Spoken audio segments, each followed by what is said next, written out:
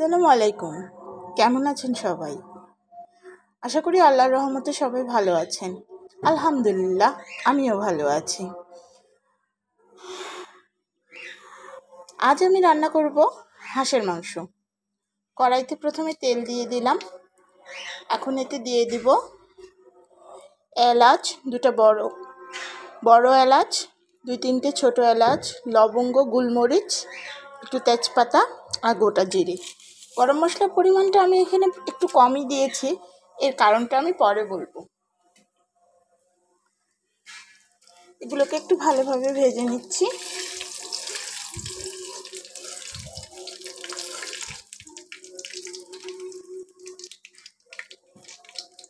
মশলাগুলো ফুটে এসেছে, এখন আমি এতে দিয়ে দিচ্ছি কিছুটা পেঁয়াজ।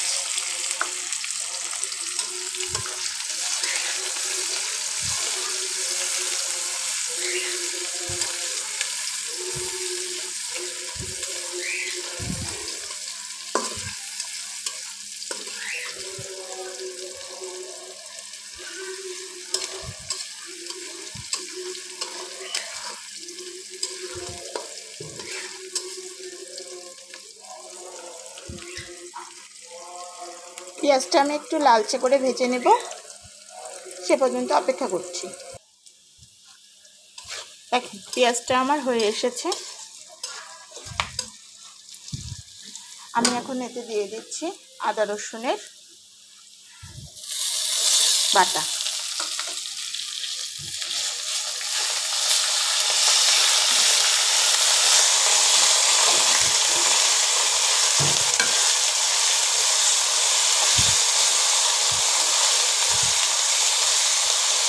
একটু নেড়ে চেড়ে নিলাম।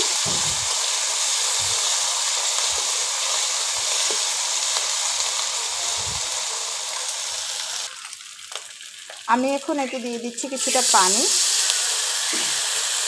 আর দিব স্বাদ মতো লবণ।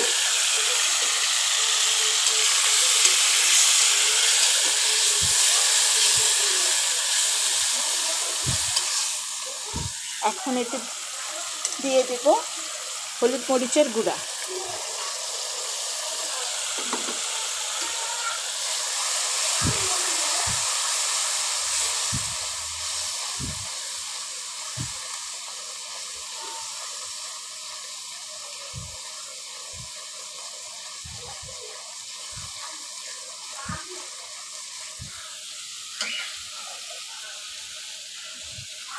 এখন আমি এতে দিয়ে দেব, দেখেন কি সুন্দর করে আমি হাঁসের মাংসটা পুড়িয়ে ধুয়ে কুটে বেছে নিয়েছি। হাঁসের মাংসটা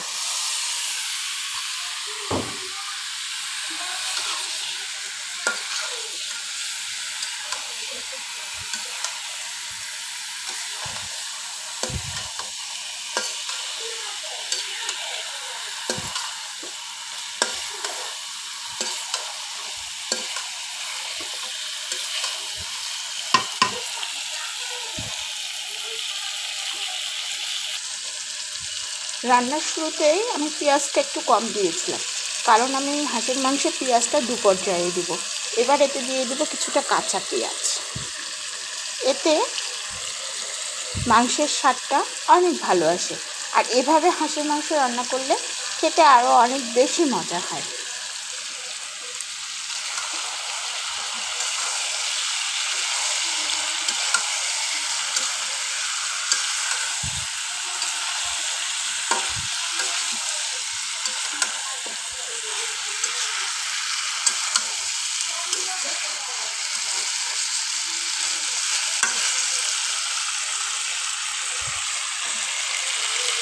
এখন আমি কিছুটা সময় চাপা দিয়ে রাখবো।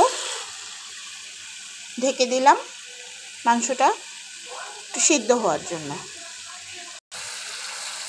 আমি 2-একটা চেরা কাঁচামরিচ দিয়ে দিলাম, এতে মাংসের ঘ্রাণটা অনেক সুন্দর আসবে।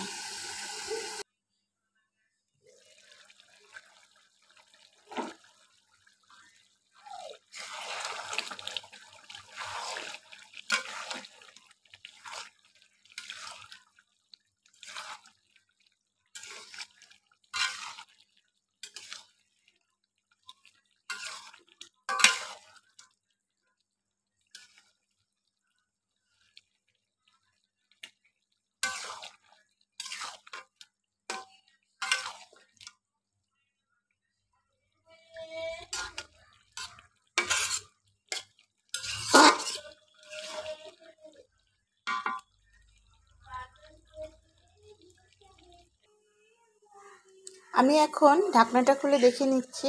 আমি মাঝে 2-1বার ঢাকনা খুলে একটু নেড়ে দিয়েছি যাতে নিচে লেগে না ধরে। দেখেন কি সুন্দর হয়ে এসেছে।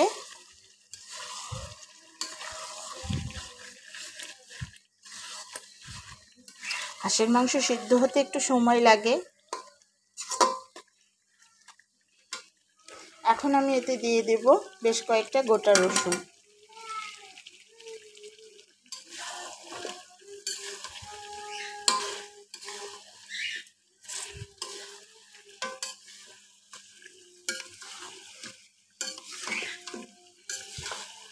একটু নেড়ে চেড়ে দিচ্ছি।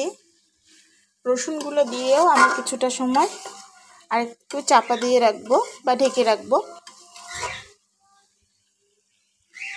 যাতে রসুনগুলোতে মশলা খুব সুন্দরভাবে ঢুকে যায়।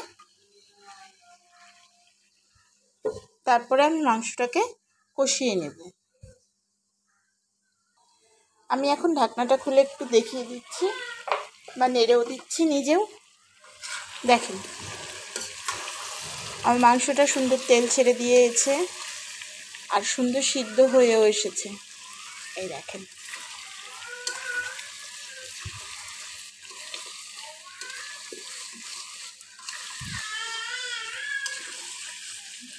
আমি শুরুতেই আপনাদের বলছিলাম মাংসটাতে আমি গরম মশলা একটু কম ব্যবহার করেছি, আর এই কম ব্যবহার করার কারণটা এখন বলে দিচ্ছি। আমি একটা মশলা তৈরি করে নিয়েছি। এতে আমি তেজপাতা, শুকনো মরিচ, গরম মশলা, তাতে দারচিনি, বড় এলাচ, ছোট এলাচ, ধনিয়া, জিরা আর ডাল মশলা একসাথে শুকনো খোলায় একটু ভেজে নিয়ে শিলপাটায় গুঁড়ো করে নিয়েছি। আপনারা চাইলে ব্লেন্ডারেও করে নিতে পারেন। এই মশলাটা যে কোনো মাংসে ব্যবহার করলে মাংসের স্বাদ অনেক গুণে বেড়ে যায়। আমি এখন মশলাটাতে দিয়ে দিচ্ছি।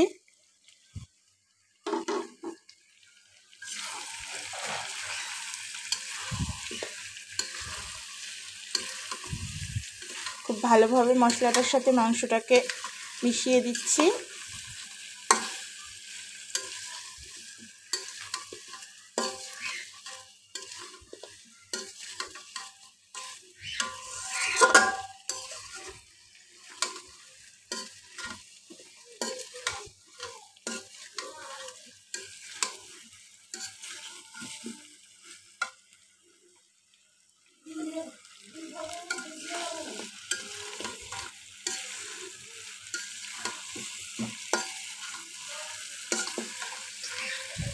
আমি মাংসটাকে একটু ভালোভাবে ভুনে নিচ্ছি।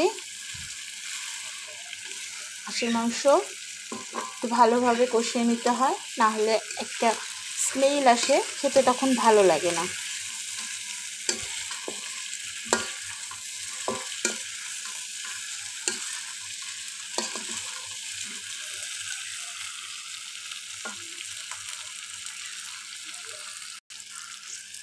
দেখেন আমার হাঁসের মাংসটা খুব সুন্দরভাবে কষানো হয়ে গেছে, চমৎকার একটি কালার আসছে। আমি এখন এতে দিয়ে দেব পানি। পানিটা আমি গরম পানি ব্যবহার করছি।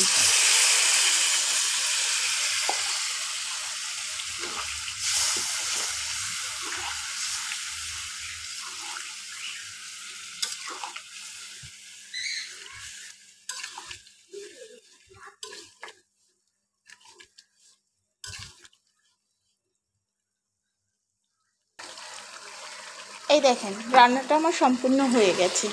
কি সুন্দর দেখতে হয়েছে আর সুন্দর একটা ঘ্রাণ বের হচ্ছে। আপনারা তো আসলে ঘ্রাণটা পাবেন না।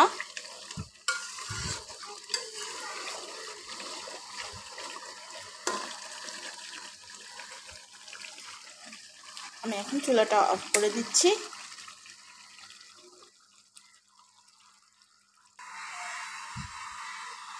এই দেখেন সম্পূর্ণ হয়ে গেল আমার হাঁসের মাংসের ভুনা। আর আমি এর সাথে খাওয়ার জন্যে করেছি শাক ভাজি আর দোপাট্টা আলু ভাজি। এটা উত্তরবঙ্গের একটা জনপ্রিয় খাবার। এভাবে আলু ভাজি খেতে খুবই ভালো লাগে। আর সময়ের অভাবে আমি আসলে সবগুলো রান্না দেখাতে পারিনি, শুধু হাঁসের মাংসের ভুনাটাই দেখালাম। তো বাসায় আসলে এইভাবে একবার হলেও হাঁসের মাংস রান্না করে খেয়ে দেখবেন, আশা করি ভালো লাগবে। ভালো থাকবেন সবাই, সুস্থ থাকবেন, নিরাপদে থাকবেন। আসসালামু আলাইকুম। আজ এ পর্যন্তই।